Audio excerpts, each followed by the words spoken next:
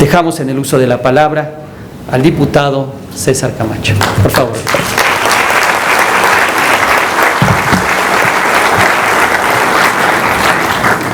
Muchas gracias, señoras, señores. Subrayadamente aprecio el gesto de estar esta tarde en la Cámara de Diputados a Diego Valadez y a Manuel González Oropeza, antiguos y muy queridos y respetados amigos, no solo del ámbito público, de la academia, sino en momentos importantes para mí, compañeros de trayecto, y hago votos que así sea siempre, de destino, por México, por las instituciones, por la Constitución. Gracias a mi respetada y querida amiga Patricia Galeana, prestigiada historiadora, rigurosa, investigadora, eficaz, servidora pública, a quien con acierto el señor presidente de la República ha encargado encabezar, coordinar los quehaceres atinentes a la conmemoración del centenario de la Constitución. En este lugar que es donde se hace la ley, no podríamos permanecer ajenos, distantes, o tener una reacción tímida respecto de la conmemoración del centenario de la Constitución. Ya John Locke, por allá a fines del siglo XVII, hablaba de que el poder se divide fundamentalmente en dos: en quien ejecuta y quien hace la ley. Y quien ejecuta, en la visión de Locke, es quien administra y quien aplica la ley a los casos particulares. Pero el poder que siempre se ha mantenido robusto, independiente, y que ninguna teoría constitucional le niega protagonismo, es al poder legislativo. Por eso me parece relevante que en la casa en la que se discute y se hace la ley, aprovechando el pluralismo y la colegialidad, que son únicos entre los poderes del Estado mexicano, el pluralismo y la colegialidad, podamos hacer de este un gran festejo.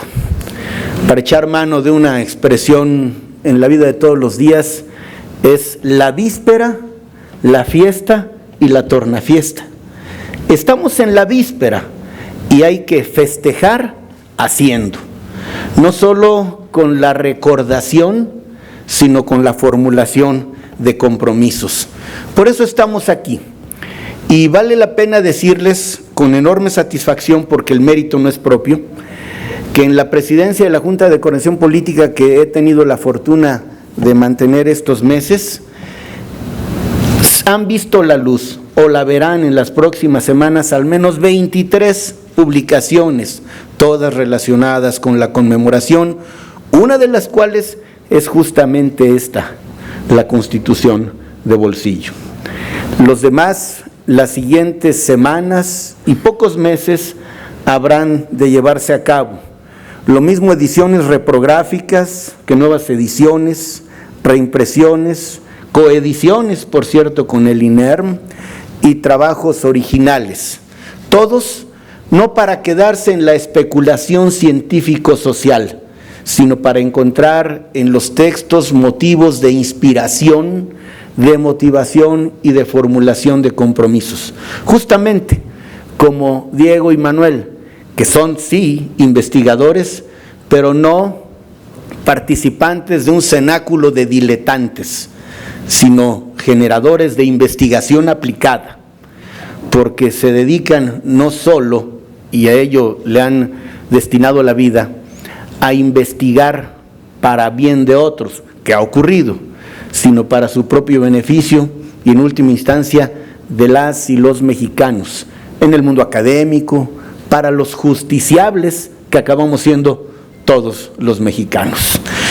Pues bien, el sujeto, y busqué muy bien el sustantivo, no el objeto, el sujeto, que es la Constitución, no es producto de la casualidad.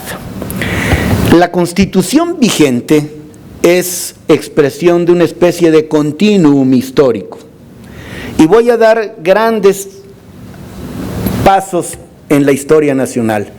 1812, la Constitución gaditana, que por la coyuntura de la invasión napoleónica a la península ibérica, Fernando VII vio con simpatía porque era la manera jurídica de recuperar el poder, al punto que vio, solo aparentemente con buenos ojos, que la Constitución de 1812, en un régimen secularmente absolutista, monárquico absolutista, pudiera consignar que el depósito de la soberanía estaba en la nación.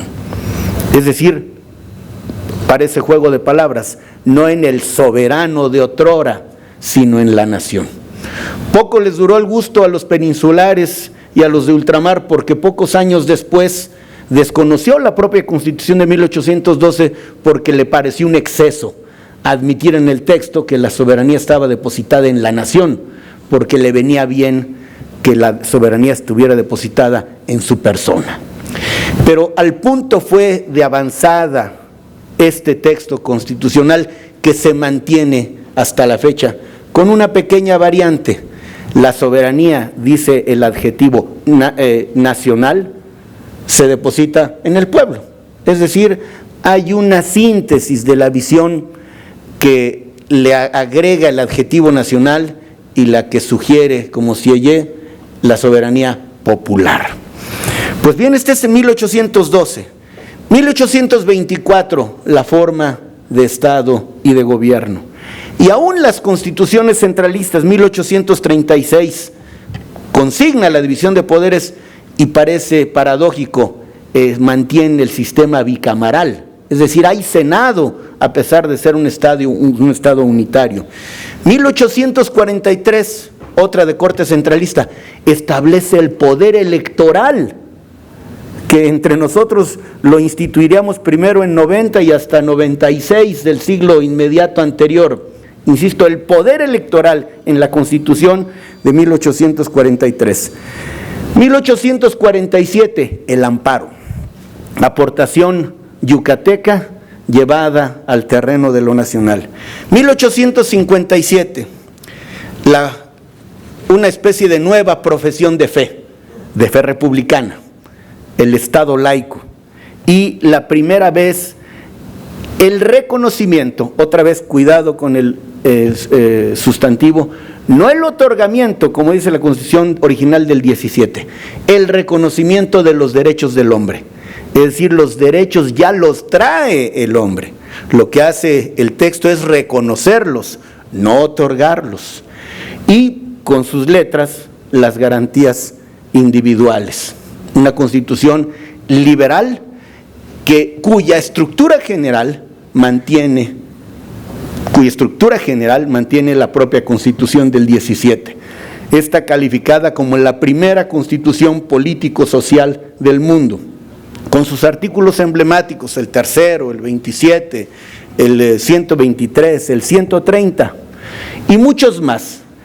Una cauda, cientos de reformas al texto constitucional que le permiten no solo ser una constitución formalmente vigente, sino una constitución viva, es decir, un texto que merced a las sucesivas reformas sigue siendo útil, importante y eficaz. Sería absurdo, y esto no podría ocurrir entre nosotros, que la sociedad avanza a veces a pasos agigantados y la norma, el código fundamental se mantiene estático. Puede ser formalmente vigente, pero cada día sirve menos. En consecuencia, sigue siendo el crisol de convicciones compartidas, de valores en común, establece principios de la convivencia colectiva, ideales que vinculan a la nación. He sostenido que al final una constitución es un arreglo acerca del poder. Lo que ha hecho diferente a nuestra Constitución a lo largo de 100 años es dónde radica el poder. En principio, a riesgo de que parezca un juego de palabras, el arreglo fue definir cómo se ejerce el poder entre los poderosos, entre las autoridades, y con los años ha devenido el Código Fundamental en una manera de cómo se arregla el poder, ubicando en el centro del interés al ciudadano. Y si se ocupa de las autoridades, es para acotarlas, es para limitarlas, es para exigirles mayor escrúpulo, rendición de cuentas, transparencia e inversamente proporcional, expandiendo los derechos de las personas, subrayadamente de los ciudadanos, pero mucho más que de ellos. Por eso hemos optado los mexicanos por llevar el concepto de la revolución a la evolución de las instituciones y de las normas que le dan vida, a efecto de beneficiarnos de un pueblo, de una nación que siempre expresa sus aspiraciones por la vía legal, que con todo y lo vigoroso, lo demandante, lo firme de las posiciones de personas o grupos, hemos sido capaces de generar cambios a la Constitución por la vía que la propia Constitución establece. Esta, la nuestra, la Constitución vigente, no solo tiene la fuerza normativa de los preceptos, sigue teniendo una buena carga aspiracional, sigue teniendo un contenido, incluso numéricamente hablando, que consagra, por momentos parece hasta sueños, la búsqueda de ideales por la vía de las ideas. Por eso, la mejor forma de festejar la Constitución en el lugar en el que se hace la ley es hacerlo en un clima, sí, de libertad, de capacidad para escuchar al otro, de encontrar, de construir espacios de neutralidad partidaria para que a partir de lo que nos une, dejando a un lado lo que nos separa, seamos capaces de consignar no solo las preocupaciones y aspiraciones de hoy, sino hacer que la Constitución sea un faro, una estrella polar que haga que no solo el navegante pueda ir por el mar proceloso con seguridad, sino sepa con la mayor certeza posible, porque la tripulación es grande, cuál es el puerto de destino. Me pronuncio pues por la posibilidad de que la mejor forma de festejar sea hacer que enraice, que se arraigue entre los mexicanos y las mexicanas la cultura de la constitucionalidad, sí, de la legalidad como piso, pero hay una norma fundamental que está por encima de la legislación ordinaria, que no es el sometimiento frío a la ley, sino el apercibimiento, la convicción de que la ley está por encima de las coyunturas y de las personas, que los primeros, no solo por razones jurídicas sino éticas, de hacerse cargo de esta manifestación de un pacto social, somos justamente quienes tenemos una representación. Es decir, antes que los ciudadanos, quienes pueden hacerlo todo, salvo lo que expresamente les está impedido por la ley, las autoridades podemos hacer exclusivamente lo que está permitido por la ley, subrayadamente por la Constitución.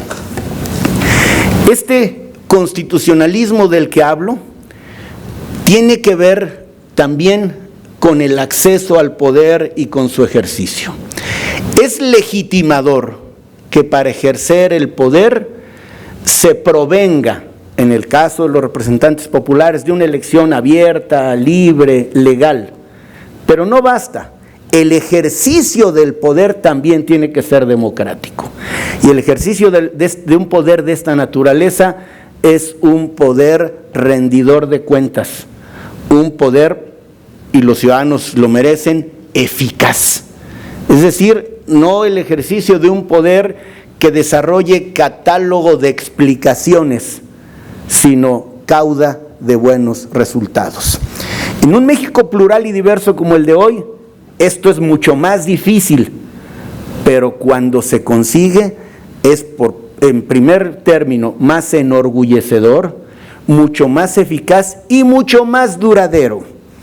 En la demagogia, dice Sartori, haciendo paráfrasis libre, en la demagogia es fácil llegar a acuerdos, tomar decisiones, difícil será ejecutarlas. En la democracia cuesta trabajo construir acuerdos, pero cuando se consiguen hay mucha mayor posibilidad de llevarlos al terreno de los hechos. Así pues, la Constitución viva de 2017 es una Constitución, déjenme hacer también una paráfrasis libre, donde el ciudadano empoderado es la medida de todas las cosas. Es decir, individual y socialmente considerado, el ciudadano es el protagonista de la vida pública. Antes, estudiar derecho público o referirse a acciones públicas era sinónimo de referirse a acciones de gobierno.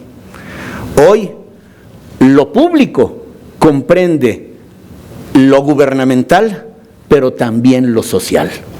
Entonces, en un México en donde el protagonismo creciente del ciudadano organizado, del ciudadano enterado, del ciudadano protagonista, se puede hacerse cargo y ejercer los derechos fundamentales. Se puede tener una mucho más amplia, un amplio catálogo de instituciones, de reglas de acceso democrático al poder y de su ejercicio. Una reciente incorporación del control de la convencionalidad que verifique el apego en la actuación de las autoridades no solo al propio texto constitucional, sino a los tratados, convenciones, declaraciones de aquellas entidades de orden internacional en los que México es Estado miembro o Estado parte. Garantiza, pues, un control y garantías constitucionales a cargo de tribunales especializados. Y como expresión subyacente y siempre importante, está invívido en todo el texto constitucional la consagración y el respeto por las libertades, por la igualdad, y en este tiempo que tanta falta nos hace, mucha más seguridad como preludio de la justicia y todo ello de la paz. Por eso me da mucho gusto ver cómo la Cámara se afana por llevar a cabo una conmemoración digna, a la altura de su tiempo y de sus circunstancias. Y vale la pena decirles que es enorgullecedor poder tener y distribuir profusamente, todos ustedes tendrán un ejemplar cuando el evento termine, de esta Constitución de bolsillo, que comparada con estas se advierte a simple vista que es un poco más robusta. Pero déjenme decirles, sin pretender ser chabacano, pero sí sin acartonamientos, que el doctor Valadez nos ha sugerido algo que respecto de lo cual Adriana ha registrado y vamos a tomar decisiones. Casi la mitad del texto o del volumen lo constituyen los artículos transitorios. Son importantes, pero no se consultan con la misma frecuencia. Así es de que vamos a hacer inmediatamente otra edición que va a quedar de prácticamente la mitad de las hojas, y si lo hacemos en papel Biblia va a quedar todavía más pequeño, mucho más manejable, de modo que no solo sea en sentido figurado, sino literal, que podamos salir a la calle con nuestra Constitución en el bolsillo. No hay, pues, con esto un culto a la ley, un culto a un objeto, porque no es inerte. Es la ratificación de una obligación libremente contraída de que por encima de las coyunturas y las personas, están las instituciones y las normas. Es más, las instituciones son resultado, son creación de las normas. Y ya que estoy encarregado de la norma de normas, del código político, de la Carta Magna a la mexicana, que es nuestra Constitución. Termino dándoles las gracias por su actitud, por su disposición para estar, para participar y para protagonizar la conmemoración, que conmemorar, por cierto, es hacer memoria en común. Vamos a hacerlo en comunidad política, en la Cámara de Diputados, en el Congreso de la Unión, con el poder revisor de la Constitución que hace que la República, y no es un exceso retórico, la República, esto es, las legislaturas de los estados, con el Congreso de la Unión podamos mantener, hago votos que siempre con acierto y eficacia, a esta Constitución viva. De bolsillo, pues, del tamaño de un puño, es decir, del tamaño del corazón, en este ejemplar late el corazón de México. Gracias.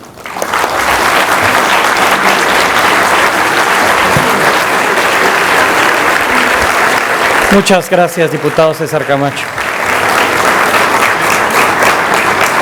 Para concluir este evento, el diputado César Camacho, presidente de la Junta de Coordinación Política, hace entrega de un reconocimiento, en primer lugar, al doctor Diego Valadez por su destacada participación en este acto. Por favor, diputado.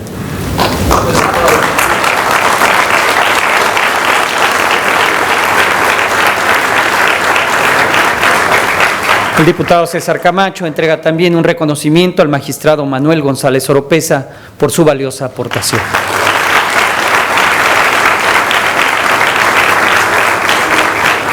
Agradecemos su asistencia y los invitamos a que nos acompañen a la presentación del avance de la obra Fuentes Históricas sobre la Constitución de 1917, la cual se llevará a cabo el próximo 20 de junio a las 18 horas en el Alcázar del Castillo.